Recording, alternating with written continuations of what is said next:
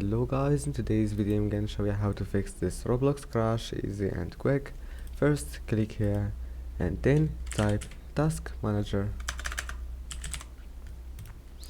and after that once you're here just click on memory to see application that is using your memory, and then just right click and close all the applications that you don't need will play in Roblox, like Steam and the applications that you know what they do.